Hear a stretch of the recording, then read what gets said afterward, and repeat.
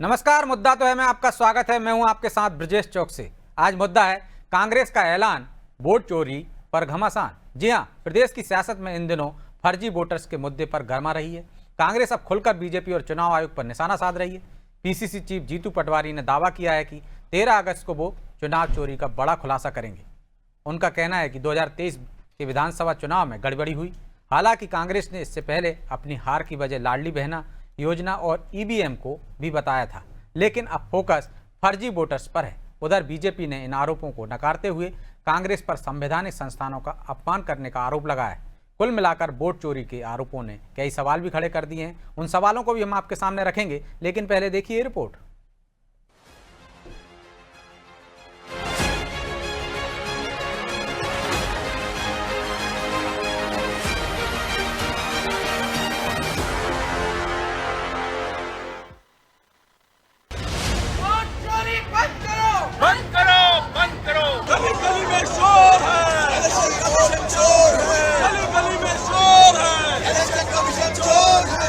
Vote चोरी के आरोपों को लेकर अब विपक्ष सड़कों पर है। राहुल गांधी ने चुनाव आयोग और बीजेपी पर जो आरोप लगाए वो अब सियासी मुद्दा बन चुका है और अब इसकी गूंज मध्य प्रदेश तक सुनाई दे रही है। पीसीसी चीफ जीतू पटवारी भी राहुल गांधी की तर्ज पर ये दावा कर रहे हैं कि वो 13 अगस्त को चुनाव चोरी का बड़ा खुलासा करेंगे। इसको लेकर उन्होंने एक पोस्ट भी किया। जीतू 2023 के विधानसभा चुनाव में गड़बड़ी के आरोप पहले से भी लगाते आ रहे हैं। एक महीने पहले उन्होंने आरोप लगाए थे कि उनकी खुद की विधानसभा सीट में 70,000 वोट अचानक बढ़ा दिए गए। कई घरों में 100 वोटर्स के नाम दर्ज हैं। हालांकि विधानसभा चुनाव में हार की एक वजह कांग्रेस के कई नेताओं ने लाडली बहना योजना को भी बताया था, लेकिन अब फर्जी वोट पर ज्यादा जोर दे रहे हैं। वहीं अब 13 अगस्त के कार्यक्रम को लेकर कांग्रेस का क्या कहना है वो सुनिए। मेरी विधानसभा में जब मैं चुनाव लड़ा था तो आखिरी 2 महीने में 70,000 वोट बढ़े थे। मैंने उसकी शिकायत की थी। इस तरीके के 1600 जगह एक के घर में 100 नाम होना, ये अपने आप में बताता है कि भारतीय जनता पार्टी जो राहुल गांधी आवाज उठाते हैं, वो चाहे महाराष्ट्र की हो, चाहे बिहार की हो, चाहे मध्य प्रदेश की हो, एक जैसे हालात हैं। मुझे नहीं लगता कि लाडली बहना कोई बहुत बड़ा रीजन है। बड़ा कारण है वोटों में हेरफेर, ईवीएम मशीन में हेरफेर। ये टोटल इलेक्शन को हाईजैक करने की बेईमानी और षड्यंत्र है। सारी परतें निकल रही ना। जब हम लोग अपने हार के कारणों में जा रहे हैं तो हमें पता लग रहा है कि समझ में ही नहीं आ रहा कि हम हार कैसे रहे। जब हमने एक सैंपल उठाए और हमने धरातल पे जब वोटों का मूल्यांकन शुरू किया, अवलोकन शुरू किया, तो एक घर में 45 वोट, सेम एड्रेस, सेम आधार कार्ड और 4 जगह पोलिंग बूथों पर उनके नाम, सेम एड्रेस, सेम आधार कार्ड, सेम फोटो। इधर फर्जी वोटर्स को लेकर कांग्रेस ने बीजेपी और चुनाव आयोग को घेरा तो बीजेपी ने भी पलटवार किया और संवैधानिक संस्थानों का अपमान करने का आरोप लगाया। कैबिनेट मंत्री विश्वास सारंग ने कहा कि चुनाव आयोग गड़बड़ी करता तो कांग्रेस की अन्य राज्यों में सरकार कैसे बनती। उन्होंने सलाह दी कि कांग्रेस को जनता के बीच जाना चाहिए और सकारात्मक राजनीति करना चाहिए। जनता ने आपकी रीति, आपकी नीति, आपके नकारेपन के कारण आपको पूरी तरह से नकार दिया और आप इल्जाम दे रहे हो चुनाव आयोग को। जब हार जाते हो तो ईवीएम खराब हो जाती है और जीत जाते हो तो कहते हो कि ये जनता की भाजपा के खिलाफ। यदि चुनाव आयोग गलती करता, गड़बड़ी करता, तो फिर राहुल गांधी जी 2 लोकसभा सीट से कैसे जीत पाते। राहुल जी राजनीति की नब्ज भी नहीं समझते और जनता की भावना को भी नहीं समझते। उन्हें चाहिए कि वो जनता के बीच जाएं, वो जनता में पैठ बनाएं, वो सकारात्मक राजनीति करें। कभी ईवीएम तो कभी फर्जी वोटर्स। जब कांग्रेस की हार होती है तो वो इस तरह के आरोप लगाने लगती है। लेकिन अब सवाल ये है कि प्रदेश में फर्जी वोटर्स का कांग्रेस को पता था तो अभी तक वो क्या कर रहे थे। क्यों जीतू पटवारी को इसका खुलासा करने में करीब 2 साल का समय लगा। जब राहुल गांधी के आरोपों का मामला तूल पकड़ रहा है तो कांग्रेस की नींद क्यों टूट रही है। खैर सवाल कई हैं, लेकिन देखना होगा कि 13 अगस्त को जीतू क्या खुलासा करते हैं और उसके बाद फर्जी वोटर्स का ये मुद्दा प्रदेश की सियासत और कितना गर्माता है। ब्यूरो रिपोर्ट, अनादि टीवी।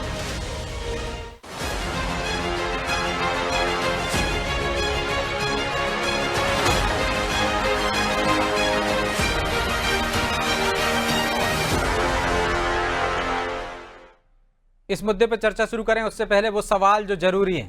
पहला सवाल, कांग्रेस को फर्जी वोटर्स की जानकारी पहले से थी तो वो 2 साल तक क्यों चुप रही? दूसरा सवाल, क्या कांग्रेस वोट चोरी के मुद्दे को सियासी हथियार बनाना चाह रही है?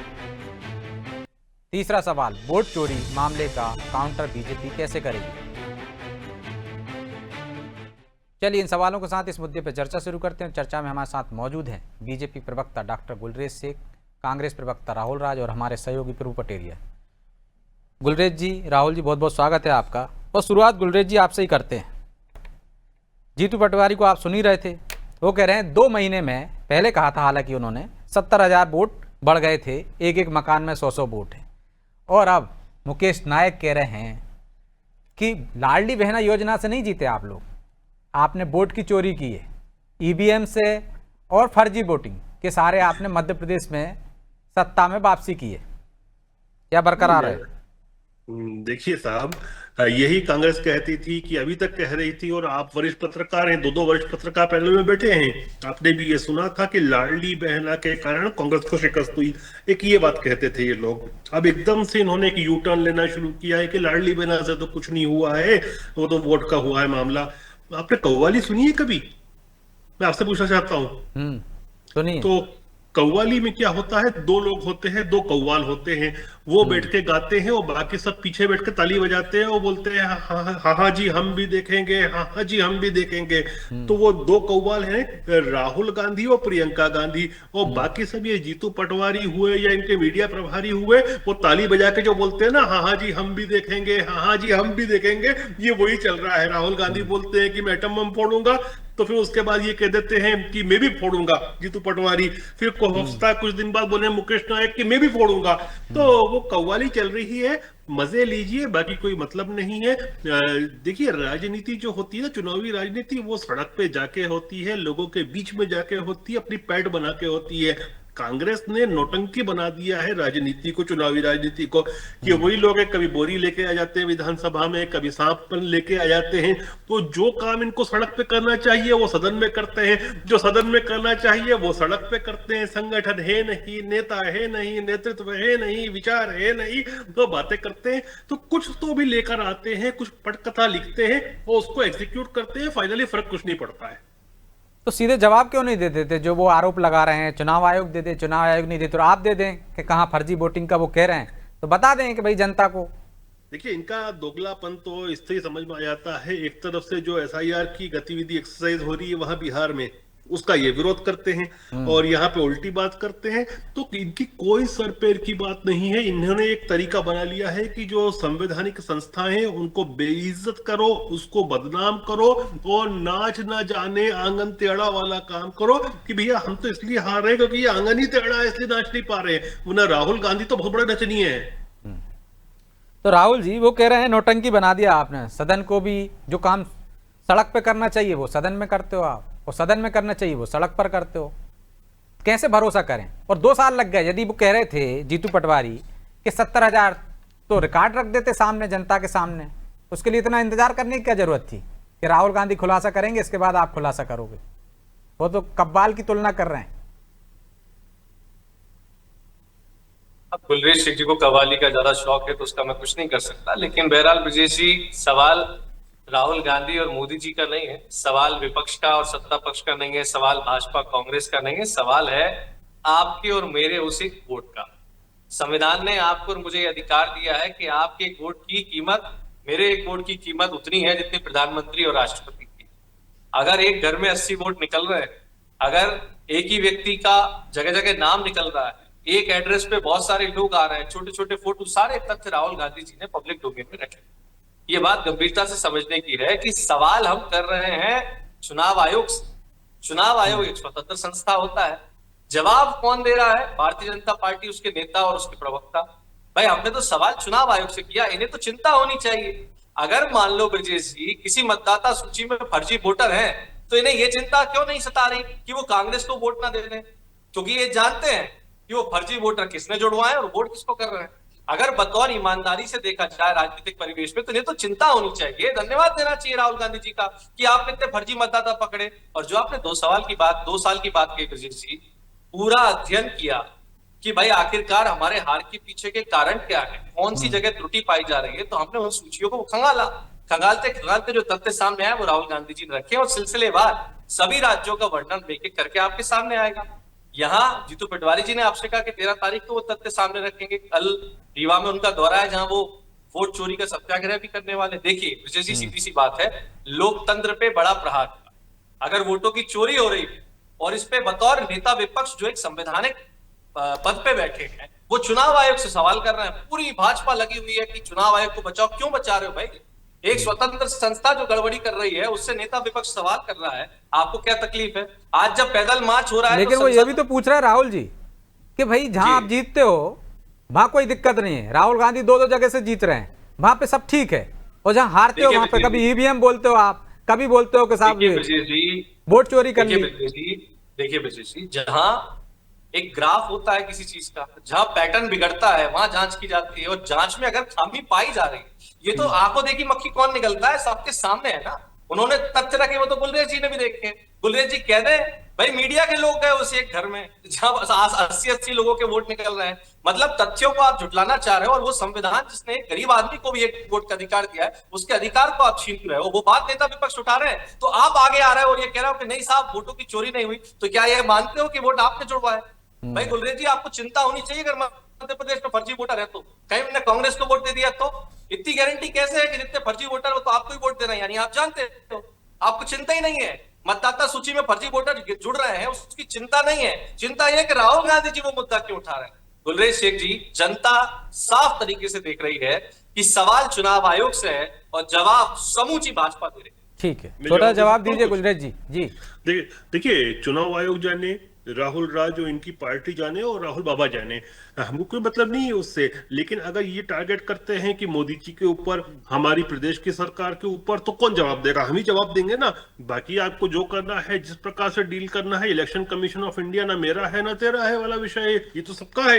तो वो कांग्रेस का भी उतना ही है जितना भाजपा का है। तो इस प्रकार की बातें करने से कोई मतलब नहीं रहता। और मैं तो कहता हूं, अगर उनके पास कुछ बड़ा डोजियर है तो ज्यादा क्यों कुछ कर रहे हैं राहुल बाबा को चाहिए कि ये सुप्रीम कोर्ट चले जाए, सुप्रीम कोर्ट अपने आप देख लेगा और दूध का दूध पानी का पानी हो जाएगा। लेकिन ड्रामा करना है, नाटक करना है, नौटंकी करना है। और आप बताइए ना कि राहुल गांधी जैसे नेता जो फ्लॉप शो बना दिया हिंदुस्तान की आवाम ने, जिसको ब्रजेश चौकसी जी आपके जैसे बड़े चैनल पर बैठकर उनके उठाए गए मुद्दों पर हम बात कर रहे हैं, यही तो वो चाहते हैं, वो काम हो रहा है बस। तो प्रभु जी, क्या सियासी हथियार बना दिया है फर्जी वोटिंग को राहुल गांधी ने, और बीजेपी क्या आपको लगता है बैकफुट पर आ गई? देखिए मनोज जी, माफी जी, ब्रजेश जी, जो गुलरेज जी ने शुरू में कहा था कि मजे लीजिए, तो ये मजे ही ले रहे हैं सब मिलके चुनाव आयोग के। और चुनाव आयोग जो है वो बिल्कुल उस तरीके का हो गया है कि उसका चीरहरण हो रहा है, वो चुपचाप बैठा हुआ है। वो जो है कृष्ण को भी नहीं पुकार पा रहा वाली स्थिति में चुनाव आयोग चला गया है। पहले दिन राहुल गांधी ने जब ये मुद्दा उठाया था, उसी दिन चुनाव आयोग उनसे शपथ पत्र मांगने के बजाय यदि अपनी बात रखता, खुलकर सामने आता, तो शायद ये मुद्दा इतना गर्माता ही नहीं।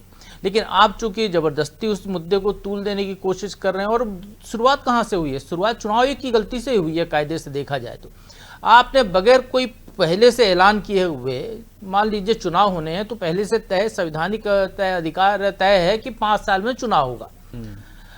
अब आप जो है उसी तरीके से मतदाता पुनरीक्षण का है कि चुनाव के पहले मतदाता पुनरीक्षण होगा, है ना, संक्षिप्त पुनरीक्षण आमतौर पर होता है। आपने एकदम बिहार चुनाव के पहले अचानक SIR शुरू कर दिया, गहन पुनरीक्षण शुरू कर दिया। उसके लिए आपने उस आधार कार्ड को, जिस आधार कार्ड को इजाद UPA सरकार ने की थी और जिसको आधार कार्ड को लागू मोदी सरकार ने किया, उस आधार कार्ड को आपने झुटला दिया कि इसमें तो कोई भी फेक आधार बनवा लेता है। आपने तरह के दस्तावेज मांग के कठिन प्रक्रिया कर दी, ठीक चुनाव के ठीक पहले। ये प्रोसेस उनको करना था, साल भर पहले कर लेते, 1.5 साल पहले कर लेते, बहुत लंबा समय था चुनाव आयोग के पास। लेकिन चुनाव आयोग ने अपनी हड़बड़ी करते, गलती पे गलती करते हुए चुनाव आयोग ने मौका दिया, एक शक का कीड़ा उसने पैदा किया, और उस शक का कीड़ा आप जो है चिंदी का सांप जो कहते हैं वो बनकर आज खड़ा हो गया। जब वो फर्जी ढूंढ रहा है तो कांग्रेस को स्वागत करना चाहिए, क्योंकि कांग्रेस खुद कह रही है कि फर्जी वोटर्स हैं। हाँ, लेकिन ब्रजेश जी, इस पूरे मामले में आप देखिए ना, जो लोग कह रहे हैं जिनको आज मतदाता सूची में फर्जी वोटर मिल रहे हैं, ये सूचियां क्या चुनाव के पहले उनके पास नहीं थी? क्या जीतू पटवारी के पास नहीं थी चुनाव के पहले? क्या उनको नहीं पता था? इसी भोपाल में कांग्रेस कैंडिडेट और बीजेपी दोनों कैंडिडेट ने नरेला विधानसभा में चुनाव के पहले ये बताया था कि फलाने घर में इतने 50 वोटर हैं, किसी में 60 वोटर हैं, किसी में 35। दोनों पार्टी के कैंडिडेट ने बताया था ना, दोनों ने शिकायत की थी। मतदाता सूची आपको पहले दी जाती है, जब चुनाव पड़ते हैं तो आपके पोलिंग एजेंट बैठे रहते हैं, वो एक एक नाम को काटते, तब ये सवाल नहीं उठा। लोकसभा चुनाव के 1 साल बाद, मध्य प्रदेश चुनाव के 2 साल बाद ये सवाल उठ रहा है। क्या हो सकता है सर कांग्रेस जीत जाती तो ये आरोप बीजेपी वाले यदि लगा रहे होते, मैं मान रहा फर्जी वोटिंग हूँ, की है। देखिए ब्रजेश जी, अपन मान लेते हैं कि फर्जी वोटिंग हुई है, जो कांग्रेस के आरोप हैं जायज हैं, लेकिन यदि ये हुए हैं तो ये कहां से हुए हैं? यदि बीजेपी ने वोट चोरी किया है तो आज तो नहीं किया, पहली बार। जब यूपीए की सरकार थी, जब कांग्रेस का राज था, तब पहली बार बीजेपी ने वोट चोरी किया था, तब मोदी की सरकार बनी थी वोट चोरी करके। यदि कांग्रेस वोट चोरी कह रही है तो, या उसके पहले हम कहें कि अटल जी की सरकार थी, उसके बाद यूपीए की सरकार बनी तो उनने वोट चोरी किया था। तो ये वोट चोरी जो शब्द है, ये आपने एक केवल लोगों को बरगलाने के लिए, क्योंकि हमारे देश में आमतौर पर जैसे वो सीए लागू हुआ था, उसको लोगों ने एनआरसी को डिक्लेयर कर दिया कि एनआरसी आ रहा है, एनआरसी आ रहा है, आपको जो है डिटेंशन सेंटर में डाल देंगे। बवाल खड़ा हो गया देश में। तो हमारे देश की जो जनता है, जो पढ़े लिखे होने के बाद भी भोली भाली है, क्योंकि सरकारी स्कूलों पर आश्रित है ज्यादातर जनता, और सरकार कैसे पढ़ाती है सबको पता है। तो उस स्थिति में हमारे देश में इस तरीके का नैरेटिव आप खड़ा कर लेते हैं और उसका अपना फायदा उठाने की कोशिश करते हैं। ये पूरी लड़ाई बिहार चुनाव को लेकर है। ये पूरी लड़ाई बिहार चुनाव के बाद ये खत्म हो जाएगी मुद्दा। वोटर लिस्ट में जो भी गड़बड़ियां बताई गई है, कोई पहली बार नहीं हुई है। ये कोई जानबूझकर की गई गलतियां नहीं है। ये चूंकि वोटर लिस्ट का काम हड़बड़ी में करा जाता है, लिस्टें दी जाती हैं, वो फोटो उस समय जो लगाने वाला था उसने इलाज नहीं की, नाम देखने वाले नहीं देखा, उसने एड्रेस की जगह उसने कहा इतने कौन टाइप करेगा, उसको तो ठेका मिला हुआ है, उसने 00 दबाया और कर दिया। ये सारा ऐसा मामला, यदि गड़बड़ी होती तो आपके पोलिंग एजेंट ने वहां क्यों नहीं पकड़ा? मतदाता सूची में आपके कैंडिडेट ने पहले क्यों नहीं देखा जब आप जो एक एक घर पे जा रहे थे? चलिए राहुल जी, जब आप वो कह रहे हैं कि जब आपके पास पूरी सूची आ जाती है, आपने तब क्यों नहीं पकड़ा? और आप क्यों सिर्फ बिहार चुनाव के लिए हो रहा है, वर्गला रहे हैं आप लोगों को? देखिए विजय जी, मैंने आपसे पूर्व में भी कहा, किसी चीज का गहनता से अध्ययन किया जाता है। अगर हम लगातार विपक्ष में बैठे हैं और हमारी हार के कारणों की समीक्षा में ये बात निकल के आती है कि वोटर लिस्ट में गड़बड़ी है। और जहां तक प्रश्न बिहार का है, जब बिहार में चुनाव आयोग जाता तो कहता था हम SIR इसलिए करा रहे हैं कि हमें फर्जी वोटर पकड़ने हैं। और जब वही फर्जी वोटर की सूची राहुल गांधी स्वयं चुनाव आयोग को दे रहे हैं, तो वो अपनी जिम्मेदारी से पल्ला झाड़ के उल्टा राहुल गांधी सवाल कर रहा है और विपक्ष की आवाज को दबाने का काम कर रहा है। भाई, जब वहां कांग्रेस पार्टी ये कहती है कि आप फर्जी वोटर की आड़ में टारगेट करके सिलसिलेवार विपक्ष को मिलने वाले वोट को टारगेट कर, तब चुनाव आयोग कौन रहता है? और जब पूरी सूची डाल दी जाती है, दो तरह की बात कर रहे हो ना, यहाँ आपको लग रहा है कि ऐसे वोटरों को निकाल देंगे वो जो आपको वोट डालने वाले होंगे। सही कहा कि चुनाव आयोग सामने आके सीधे तौर पे राहुल गांधी के सवालों का जवाब दे देते, एक प्रेस कॉन्फ्रेंस करते। लेकिन आप राहुल गांधी से एफिडेविट मांगेंगे, आप विपक्ष को मार्च नहीं करने देंगे, आप उस सवालों से बच रहे हैं। अगर चुनाव आयोग अपने सवालों से बच रहा है तो चिंता का विषय तो यह है कि जो संस्था निष्पक्ष मानी जाती, जिस संस्था के मतलब अब ये तो तय होगा ना राहुल जी, ईवीएम का दोष नहीं है, ईवीएम सही है जी। अब तो आप ये कहेंगे ना ईवीएम सही है, वोटर फर्जी है। नहीं ब्रजेश चौकसी जी, मैं आपसे निवेदन करता हूं, ईवीएम के मुद्दे को से कांग्रेस पार्टी के वरिष्ठ नेताओं ने उठाया, चुनाव आयोग की गड़बड़ी का मुद्दा दृढ़ता से उठाया। अब सिलसिलेवार तरीके से जिस प्रकार से गड़बड़ी हो रही है उसमें ये नए खुलासे सामने आ रहे हैं। नहीं राहुल जी, यदि ईवीएम में कोई गड़बड़ी कर सकता है तो फिर फर्जी वोटिंग क्यों करवाएगा भाई? फर्जी वोटर क्यों उधर मेहनत करेगा जब ईवीएम से कर सकता है? नहीं है, ये बात तथ्य सामने आ रहे हैं तो इसका चुनाव आयोग को जवाब देना चाहिए और उस पर बढ़ चढ़कर भारतीय जनता पार्टी के लोगों को विपक्ष की भूमिका निभाते हुए कि चुनाव आयोग के आप आरोप लगा रहे हो ना बीजेपी पे कि उन्होंने वोट चोरी करवाई, उन्होंने फर्जी किया सत्ता में आने के लिए, फायदा तो उन्हीं को मिल रहा है ना। हम तो क्या, मैंने देखिए हृदय जी, मैंने बहुत सीधा सवाल किया तो गुलरेज सिंह जी ने क्या कहा, हमें कोई मतलब नहीं है, चुनाव आयोग जाने और विपक्ष जाने। अच्छा राहुल जी, आपका कितनी जगह वोटर लिस्ट में नाम है? राहुल जी, आपका कितनी जगह वोटर लिस्ट में नाम है या आपके नाम पे कितने लोगों ने वोट डाला, आपको बता सकते हो आप? यदि गड़बड़ी है तो आपके घर पे परिवार के लोगों के साथ भी ऐसा हुआ होगा। आपका कितनी जगह नाम है? आपके नाम पे किसी ने फर्जी वोट डाला, ये भी आप बता सकते हैं? ऐसा बताइए ना। तारीख को प्रेस कॉन्फ्रेंस होने वाली है मध्य प्रदेश के संदर्भ में। अरे राहुल गांधी बता दें कि उनके नाम पे किसने फर्जी वोट डाला में आएंगे और वो तथ्य भी मध्य प्रदेश के रखे जाएंगे। अरे भाई, इतने सारे कांग्रेस के आपके कार्यकर्ता हैं, कोई तो आके कह देता है कि उनका गलत वोट डाला है। तेजस्वी जी ने जैसे कह दिया 2-2 है मेरे, कार्ड बने हुए हैं। ऐसा कोई कांग्रेस ने कोई कह देता कि भाई हमारा वोट कहीं और डाल दिया किसी ने? दोनों प्रबुद्ध जन बैठे हैं, ये कह दो कि राहुल गांधी जी ने जो नाम बताए, जिस प्रकार की पड़ताल न्यूज चैनल, अरे वो तो वहां की बात कर रहा है, तो मध्य प्रदेश में चोरी की बात कर रहे हैं ना, तो मध्य प्रदेश की बात कर रहा हूं। राहुल जी, हमको बहुत पहले से पता है, राहुल गांधी को अभी पता चला होगा। 13 तारीख को प्रेस कॉन्फ्रेंस होने वाली है, आप दोनों प्रबुद्ध सीनियर जर्नलिस्ट हैं, 13 तारीख को प्रेस कॉन्फ्रेंस जीतू पटवारी जी मध्य प्रदेश के संदर्भ में तो कर रहे हैं। राहुल जी, क्या है दिक्कत? ये है आपके नेता अखबार नहीं देखते, चुनाव के समय में चैनल नहीं देखते, ये खबरें हम लोग चलाते रहते हैं, ये हर बार होता है, ये हम लोग बताते हैं, उस समय आप लोग जागते नहीं है। अभी पता नहीं क्यों अचानक जागरण हुआ है, या बुद्धि का टॉनिक देर से मिला है। चौथा स्तंभ है आपका काम है जागरण करना, और आपसे मार्गदर्शन लेके ही राजनीतिक सब नेता आगे बढ़ते हैं। हम तो आपसे कह रहे हैं, आपने जो कहा उसका हमने अध्ययन किया, अध्ययन करने के बाद 2 वर्षों बाद जो पूरी रिपोर्ट आई है वो राहुल गांधी जी ने पब्लिक डोमेन में रखी है, और वही बात रिपोर्ट जो मध्य प्रदेश की जीतू पटवारी जी 13 तारीख को पब्लिक डोमेन में रखने वाले हैं। कर्नाटक के तो चुनाव हो गए दादा, अब उसको रखने की क्या जरूरत है? यहाँ की रखो ना जहाँ पे चुनाव है, बिहार की रखते, बिहार की रख दो। अभी सरकार है वह हमें वहां तो अब सरकार नहीं बदल सकते, जो तथ्य मिल रहे हैं उसके आधार पे हम पब्लिक डोमेन में रख रहे हैं। भाई हम कहीं तो सैंपल सर्वे करेंगे ना, आखिर गड़बड़ी कहाँ है। और मैं तो ये कह रहा हूं, अगर हमें कोई बीमारी पता चली है, रायबरेली अमेठी के कर लेते, तो उसका इलाज करने के लिए विपक्ष के साथ सत्ता पक्ष को आना चाहिए कि हाँ गड़बड़ी हुई तो सुधारेंगे। ये कहने के पहले बीमारी तो पता चले, बीमारी तो पता चले, उसकी जड़ तो पता चले। बता तो दी कि वोटों की चोरी हो रही है, गुलवेज जी साफ तरीके से बता दी कि वोटों की चोरी हो रही है। देखिए, बड़ी साफ रूप से मैं एक बात कहना चाहता हूं, इलेक्शन कमीशन जाने ये जाने, लेकिन जहां तक बीमारी की बात है, बतौर एक संगठक और एक राजनेता जो मुझे बीमारी दिख रही है वो इन लोगों का निकम्मापन और निठल्लापन है। कांग्रेस के नेता फील्ड में जाके मेहनत नहीं करते, इनके पास कार्यकर्ताओं का अभाव है। कांग्रेस पार्टी एक मरी हुई लाश की तरह है जिसके आगे पीछे ये लोग इस तरह की अगरबत्तियां लगाते हैं और सोचते हैं कि वो अगरबत्ती लगाने की वजह से मुर्दा जी देखेगा, तो उससे नहीं उठेगा साहब। आपको मेहनत करना पड़ेगी, आवाम में जाना पड़ेगा, जनसंपर्क करना पड़ेगा, तभी आप जियोगे। बाकी मरी हुई लाश ने आपकी नाक में दम कर रखा है और आप उसको मरी हुई लाश कह रहे हो। काहे का दम सर, ऐसा तो कोई कुछ भी दिन भर झूठ बोलता रहे, जनता भी समझती है ना, मूर्ख नहीं है। देखिए, ये ही राहुल गांधी इतनी बार इतनी विषय लेकर आते हैं, जनता इनको सीरियसली लेती है, और अभी भी आपको दिख रहा है जमीन पर कोई इनको सीरियस ले रहा है, क्योंकि जानता है सब, हर कोई जानता है कुछ नहीं है। मोदी जी ले रहे हैं, सरकार तो लेती है, बैकफुट पे आ जाती है, वापस कर लेती है। नहीं, सरकार कभी भी बैकफुट पे नहीं आती, लेकिन सरकार मान्यताओं से चलती है, और जितना सीरियस लेना चाहिए मान्यता के अनुसार और अनुरूप वो लेते हैं हम। बाकी कांग्रेस पार्टी को, राहुल गांधी को कौन सीरियस लेता है साहब? इसीलिए तो आपके तमाम नेता आजकल वो इसके चुनाव आयोग के पक्ष में खड़े होकर बोल रहे हैं।